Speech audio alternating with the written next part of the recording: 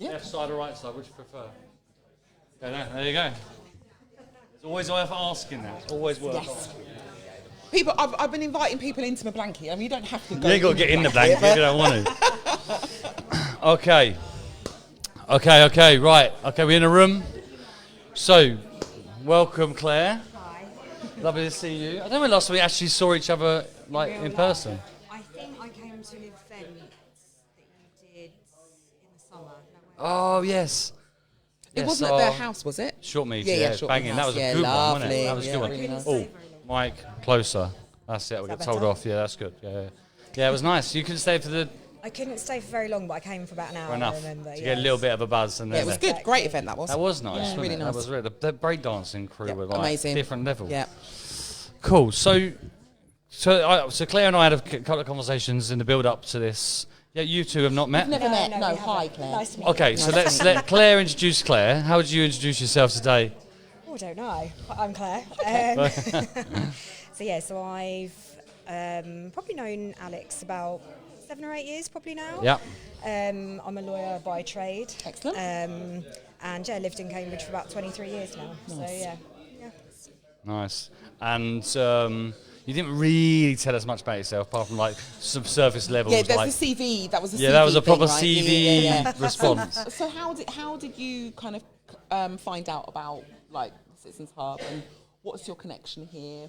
So my connection is Alex. So Alex sent out that he was doing this Liveathon, and wanted some positive news to discuss on what has been dubbed Blue Monday. Yes, so, yeah. the lies that have been told. You know all about brands and then mischievous Yes. work. Yeah, exactly. They've got to get the customers in somehow. So yes, I work with brands as an attorney. So I do trademarks, design, copyright. So I work with a lot of brands protecting their ideas and campaigns and what have you. So yeah. Naughty marketing. we had a little go at marketing today, It's haven't we? enhanced. Okay, That's all. Yes. Marketing don't really like legal very much either. So No, I don't worry bet. about Yeah, it. no, I'm you're like, in a well, safe space here then. Yeah. So one of the things, so I love following your journey, and I have done since I followed you on Instagram. Like a bit like I mentioned Josh Phelps earlier. There's some people you follow on Instagram. The same as you. I love your little rants on there. Yeah, It's I do have a great. rant every now and Yeah, again. it's great. And I know you've got a massive love for travel, massive love for food, always looking after yourself. You're always doing something, dancing. So Yeah, the ultimate You gotta share- well-being then. I literally Yeah. can't sit Live still. and breathe Life. well-being, Yeah. yes. You seem interwoven into your life. And actually, yeah, that's quite, I don't know you, so I don't have the privilege that Alex has, but just from kind of meeting you and hearing that tiny little bit of an introduction, how important is it that you live well-being? Not just do it, like, for example, January, right? Yeah. Oh, gym. Oh, I'm veganuary. Is it veganuary? Don't know, probably. Veganuary. It's always something. I something- don't you know, that buy thing. into those I don't kind buy of into things. any of it. I'm a rebel, so Everyone's like dry January. I'm like, no. January's someone hard else enough. does We don't Exactly. need- Yeah. So that's always been. Has that always been part of your life? Yeah, I think so. I think more in the last few years, I've been more committed to it, I would say, and I think I've had a few health issues, which I'm sure we'll go on to talk about in a bit, and yeah, I think for me, I don't want to deprive myself of things. I'm not one of those people who are like, well, I can't have this because it's bad for me, I can't have that. But I do things that keep me physically and mentally as well as I can. So I go to the gym pretty much every day. I swim every day. And actually, I find swimming really good for me mentally. I can just get in the pool, swim up and down. If I don't want to think about things, put a podcast on, listen to that. If I think, I need to think about some things, then I'll sit and think about things while I'm swimming up and down. But yeah, for me, not going is actually more detrimental to me than people. I think people think perhaps I do too much, but I just can't sit still. I can't really not do anything. But what do they base that on? I mean, I think for me, Yeah. the opinions of people, honestly, sometimes it's very, very unhelpful, right? And I've got a friend of mine, and we are best friends. I've never given her any advice. Yeah. Ever. I'm her ride or die, by the way. So if she goes, right, Danielle, I'm going to run into that burning building, I'm going to do it, I'll go, right, what do you need? Yeah. Not, she probably shouldn't run into that burning building, because she's old enough, she's an adult, she probably knows what she wants. So I kind of am that ride or die. But I guess from you going swimming, you going to the gym is what you need in order to maintain your mental health. You said something a minute ago. My son said this to me the other day. Actually, it was yesterday. We were talking about football, and he didn't go football training on Tuesday because it was waterlogged pitch. Yeah. And I said, "Oh, you glad you're not going?" He goes, "No, I'm really gutted." He said, "Because actually, when I'm playing football, I don't think about anything. I'm kind of just in the moment, and I'm just playing football. And so I haven't got that this week. I'm going to kind of miss it." Yeah, and I think it's it's something different to everyone. But for me, I definitely feel better in myself having gone and done something than not. Yeah, I know I'm ill if I'm in the house all day. I literally, if I'm well and fine, then I need to have gone out at least once. Yeah, that's nice. really That's interesting. healthy, right? Really healthy. That's really healthy. Yeah. Although, in many ways, I sometimes forget that I'm on this podcast because I think that they're a really safe space, and then I forget that I'm actually you're speaking live to a lot of people. But like, the first time I've put my bra on this today. earlier when you said what you said, that was definitely picked up on the mic. Whoops. Yeah. Well, now you've told us all about your bra. Because actually, for me, if I'm at home and I'm relaxed and I'm working and I'm doing things on my terms, then when I step out of it, I know I'm out of my comfort. Yeah. Do you know what I mean? And I like being comfortable. Nothing wrong with that. Whatever that means. Whatever that means for me. I think it's got to be comfortable for you because at work, I'm a lawyer, but I don't look like a lawyer. I don't think, and it's, I wear what's comfortable for me because I'm like, if you want me to do a good job doing your work, I need to be comfortable. But someone else is comfortable. There was a guy I worked with; he wasn't comfortable at work unless he wore a shirt and tie because he didn't feel in work mode. Yeah. So it's just people have got to be what they are. I think workplace culture's come a long way with regards to that. I think.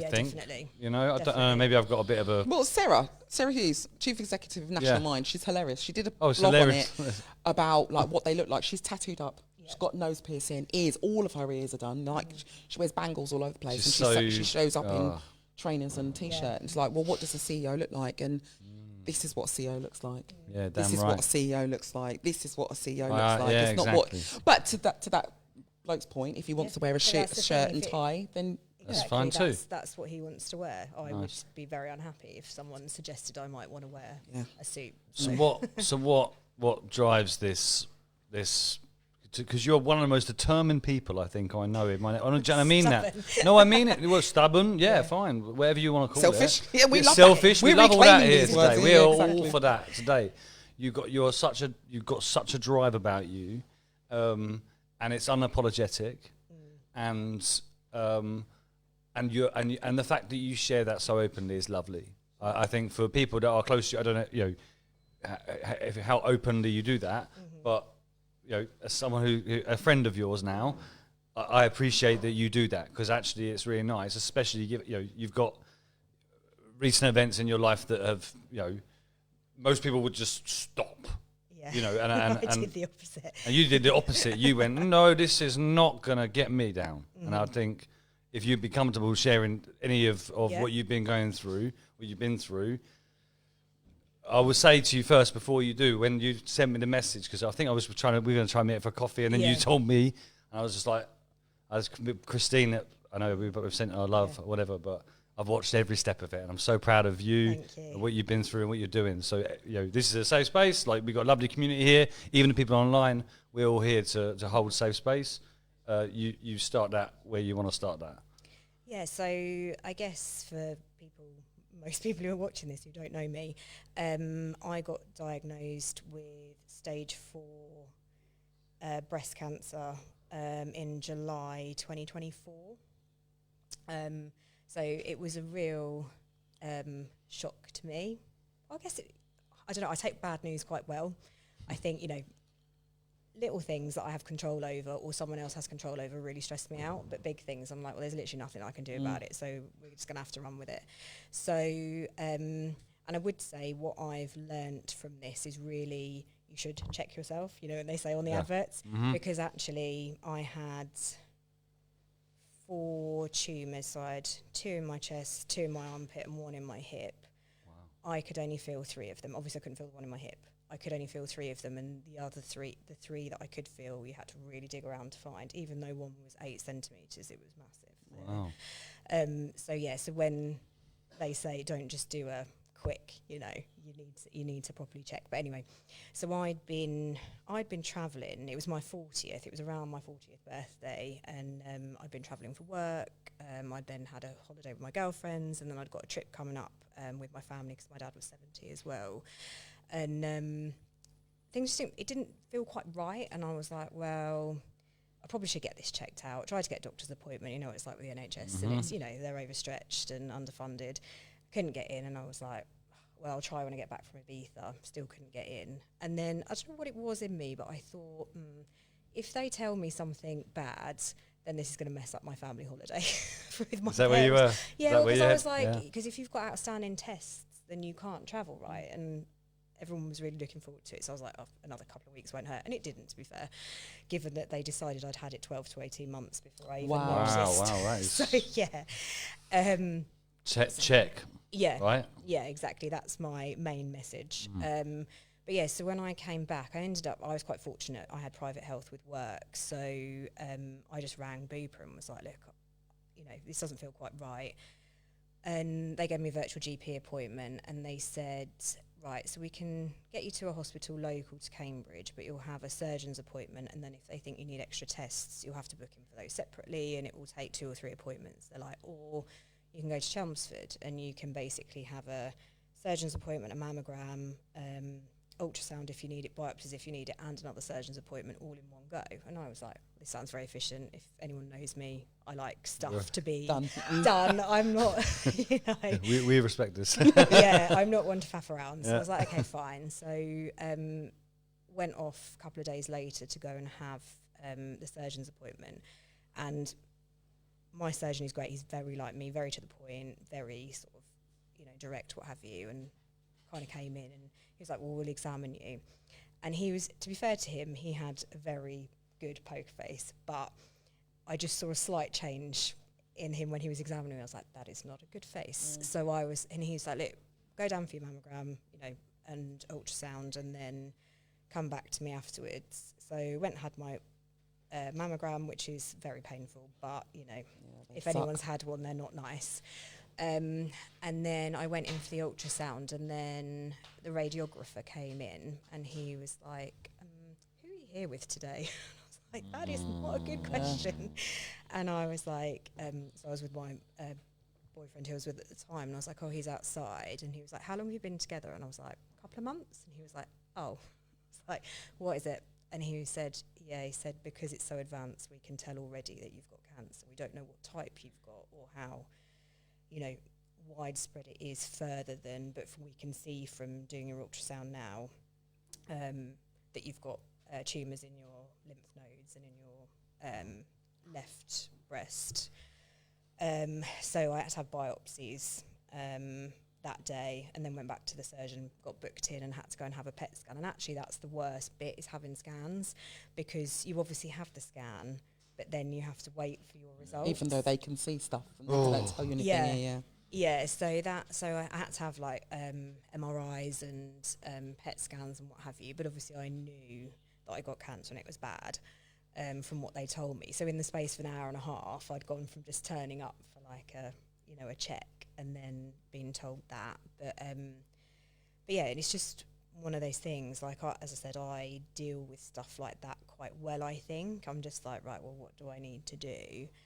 And I kind of mulled it over the weekend. I didn't really tell anyone straight away. The first people I wanted to tell was my parents. But then obviously, how do you have that conversation?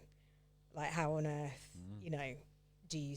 So that was hard. I think that was the hardest thing for me, because I know I'm delivering bad news. It doesn't really affect me. If I don't survive, I'm not going to be here. It doesn't really, but it's the effect it has on other people. And I do think, if one of my really close friends or family told me that, they had, an illness, a serious illness, I would find it harder as the friend than I found it myself, having to deal with it. But, so then, when I got the scan results back, it was stage 4, and they'd said basically if I'd left it any longer, they wouldn't have been able to do anything really. So it was good that we caught it when we did. So they put me on 18 weeks of chemotherapy initially. So I started that August 2024 and then finished that end of December 2024. And that, so they put a port in my chest, so I've got a scar here, so if anyone sees me, I haven't got a high neck top on, I've got quite a big scar there, but that port was amazing because that's where all my chemo was delivered into, all my bloods were taken from that, you know, it was a lot less invasive than, I'm not very good with people touching my veins, which is kind of a problem when you've got a serious problem, because people want blood from you all the time. So, so I started chemo and I wore the coal cap, and I also had to have ice gloves and socks as well, because the chemo that I was on causes permanent nerve damage if you aren't careful. So, and the thing that was, for me, it's not that I didn't want people to know, but I didn't want people to feel sorry for me or to, you know, oh God, she's got cancer. So I was like, I didn't want to lose my hair. That was my thing. And I remember the nurses saying the first time, they're like, we've never seen someone sit like you have taken that. And I was like, well, if it's a choice between having my hair or not having my hair, I'm just going to sit through it. So so I was very lucky. I did lose probably half of my hair, but I was quite, you know, I've got quite a lot of hair anyway, and you can see where it's grown through at the top. So that's about a year's worth of growth now. But yeah, the chemo's difficult. You know, it's not pleasant having it, but also the side effects. So I was having 4 or 5 nosebleeds a day. You know, I was feeling sick, you know, tired. I had horrendous skin rash for the first sort of 3 weeks, because I was like, oh, I can't go out looking like this. And, but that sort of cleared up. I had to change all of, you know, the cosmetics and everything that I was using to kind of battle the side effects and stuff for that. But I still worked full time. Pretty much, obviously, when I remember the first time I was doing chemo, I had a German injunction going on, and the lawyer who I was dealing with in Germany was like, we need a signed affidavit from you. And I was like, kind of in hospital. I can't really do. He's like, it has to be in today. And I was like, can we do this virtually? And he's like, no, the German court won't make an exception. So I was just like, okay. No. But we got it sorted. It was fine. But it's, the world doesn't stop just because you're sick, right? So I still worked and I still went to the gym. You know, most days initially, and then sort of towards the end 4 or 5 times a week. But I did feel that if I was sitting at home, I would feel worse than if I was getting out. Even just going for a walk or doing something would make me feel better. But then halfway through the chemo, they did sort of another PET scan to see how the cancer was reacting, because the cancer in my hip, they were pretty sure it was where it had, I think it's called metastasized, and had gone there, but they were like, if you're really unlucky, it could be a different cancer. I'm like, well, I'm not the luckiest person in the world, so you never know.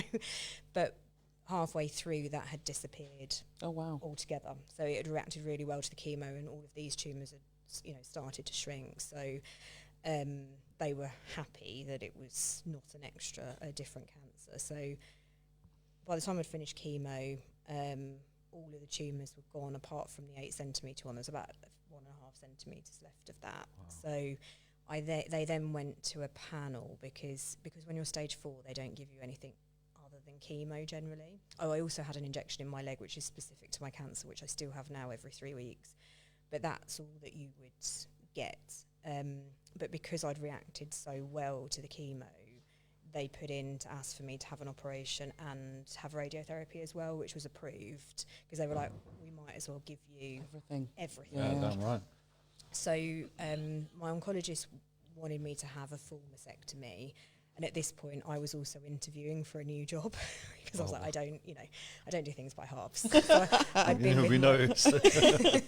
been with my previous employer for we'd worked together for 18 years, so it's quite a big deal for me, but it was a big role, it was a big promotion for me, and I didn't want to not do it because I'd got this going on. So I was like, well, I'll just see whether I can, carry on. So no, that's a separate story, but I was thinking, well, the downtime for a full mastectomy is going to be a lot more than just having the lumpectomy. So I had a chat with my surgeon. I was like, look, I don't really want all of this. And he was like, well, why don't we do the lumpectomy, and then if it comes back with no cancerous cells detected, then we'll leave it at that. So we did that, and I then ended up going for an in-person interview. I think it was like 5 days later or something. Wow. So I couldn't really move my arm, but it was fine. And Carried it in. Oh yeah, exactly. It's just like I don't really need my arm for an interview. It's fine. Yeah. I just can't lift it up. It's all good. So we had the operation, and then my results came back clear, and then I then had 3 weeks of radiotherapy. Which actually I found that the hardest, because when you're with chemo, there's always people around. Like the nurses are coming in and out, they're chatting to you. Someone's brought you down because you can't drive because of all the steroids and antihistamines and everything else they give you. So you're always with people. With the radiotherapy, you're just in a room on your own, and you have to be absolutely still, and you have to breathe into a certain amount so that it will start, and if you move slightly it will then shut off. It's like, for me, I found that very challenging, but I had my 3 weeks of radiotherapy, and then in the July, so that was July last year, so that was the year anniversary, I had another PET scan and another MRI, and they all came back clear. So my surgeon was just like, this is like a lottery win moment. We never expected you to even be close to this, let alone. So I don't get to, someone asked me the other day, did you get to ring the bell? I'm like, you don't get to ring the bell if you're stage 4, but this is as good as it could possibly have been. So, I was very lucky with the treatment that I've had, and that it's worked for me. Wow. And then, I've had another, so I think they scan me sort of every 3 to 4 months now. And then as time goes on, that will sort of, touch wood, sort of spread out. But I'm on an injection in my leg every 3 weeks for life. So that's, that will continue. I'm on other medications as well, but otherwise... You're here. I'm here. Wow. I'm very rarely lost for words, and thank you for sharing your story, first of all. So much. And, for those people that are watching, whenever anyone talks about cancer, it turns the energy into a very, very, very difficult space. Yeah. And the fact that you've just sat here and told this story today and held this space so clearly. Yeah, and I cleanly. think and cleanly is a gift. Yeah. And the fact that you've gone through what you've gone through with your... And I don't know whether or not people like this or not. I'm going to say anyway. We'll be on that point. Very stoic. Yeah. And I think sometimes stoicism is frowned upon because with stoicism, it is what it is. Do you know what I mean? I've got that written on my arm. Yeah. And what we put on it by way of emotions, which we can't help, of course, is part and parcel of the direction in which you might take yourself. Do you know what I mean? Like you strike me, and I don't know you. I've literally just met you, but you strike me as quite a stoic person. This has happened. These are my options. Let's get on with it. And it's not to say that there aren't emotions and feelings on top of that or layered. Yeah. But the initial recognition, understanding is what it is. Yeah. What are my options? What do I have to do in order for me to get through this in the best way I know how? So thank you for sharing. Yeah, I think that would also give a lot of strength to others. I think the way you share, the way you hold yourself anyway. I always say to you, I think you're one of the most impressive people I know. But the way that you've held yourself through all of that, it's just wonderful. And congratulations, we've got a bell. If you want to ring it at the end of this, we actually do have a big bell. It's like a town crier style bell. Yeah. We'll let you bring that bell as many times as you want.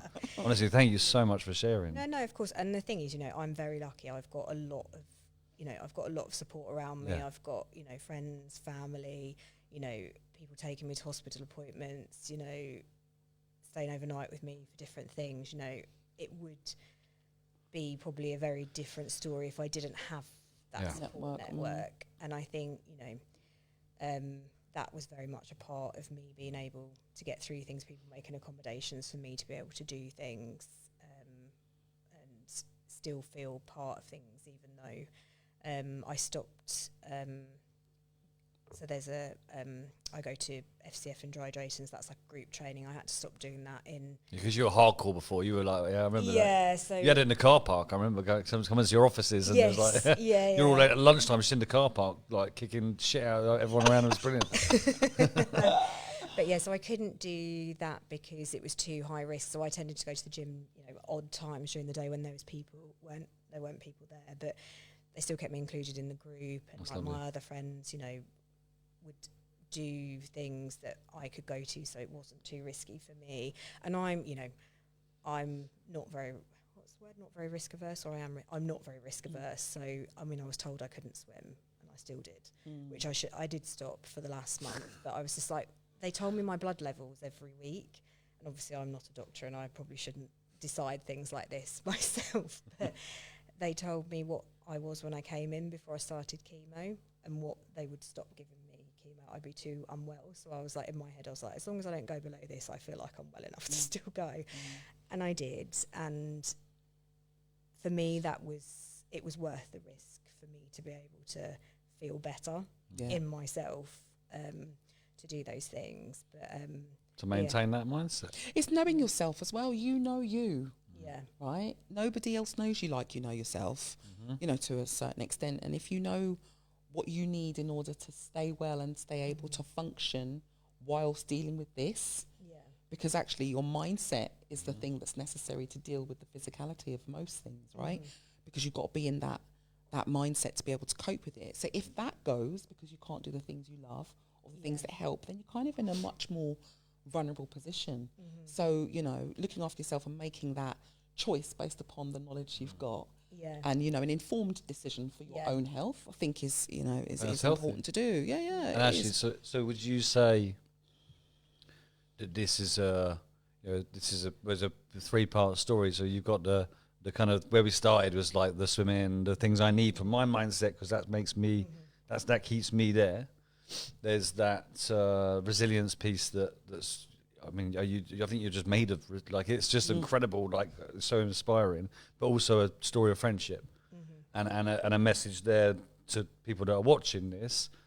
You know, if you know someone in that situation, make sure that you reach out and do a lift. There's a friend in our network that's going through something like similar. And it's lovely to see everyone, well, I'll do a lift this day, I'll do a lift this day. And so I think and the other main message is get tested. Check all the time. There's a wonderful Asda advert. I'm a judge for the Charity Film Awards, and the Corporate Social Responsibility Award won a couple of years ago was this Asda. Have you ever seen the Asda one with the melons? I can't. It's brilliant advert. If everyone gets to see it, it's brilliant. And it gets to so this lady turns up with her melons, like actual melons, like fruit melons, to the checkout, and then the checkout says to her, "Get your breasts checked," or something like. Test your. She's like, "What now?" She's like, honestly, it's really good. So that's got to be the best. It's so funny. You check out, you love it, because especially in your world. Is that your message? I suppose it's get tested, but also celebrating your friendship and the people that have been around you to support you through that. Yeah, exactly. And I think just think about, what works for you and what makes you feel comfortable and what makes you feel better in yourself. Because for some people, having loads of people around you all the time, that's too much. Sarah, but actually, and it's thinking, and it's took me a long time, I think, to figure out what I need. And I always thought I was a very sociable person, and I am, but I also realise now that I do need that time where I can just sit and not actually talk to anyone. I just need, half an hour, 45 minutes. I was like, right, I'm just going to have some time on my own. Someone said that to me, because you talk about introverts and extroverts, right? And it's sometimes very simple, very binary, right? But you have people that, like, I love people. I love people, and I buzz off people, and I can get it, but that then drains me. Yes. So your 20 minutes you're talking about being quiet is just replenishing your battery. Yeah. Because you've spent your social battery doing the thing you love doing, and I love people, but absolutely bushed by the end of it. And so I need to go home and watch Netflix. Guess what we'll be doing tomorrow? I was just going to say, you two are not going to be talking to anyone tomorrow. Exactly that. But definitely get checked out. You. Yeah, for sure. Thank you so much for sharing. Honestly, I'm in awe of you. I think you're amazing, and thank you for using this as an opportunity to speak up, because there'll be someone listening that takes a lot of strength from that. Absolutely. A lot of strength from that. So can before we finish, can someone find the bell? We must have a if you can't have a bell there, we bring you up. We got a bell somewhere around here. Is the bell because of remission? So I'm in remission, but I'm not cured. Yes. So there's no cancer in me. Yeah. Touch wood. Touch wood. Yep. Until I have my next scan. Yeah. but you can't. There's no exit, sort of. Yeah, you can't be cured because it's already left the area that it's sort of started. But what you've shared there, you've conquered something. Absolutely. And we're going to share that bell. Yes, We've got a massive bell. Ring the bell. I don't care what it does to the audio. Ring that bell. Go on, ring that. Yeah. Hey!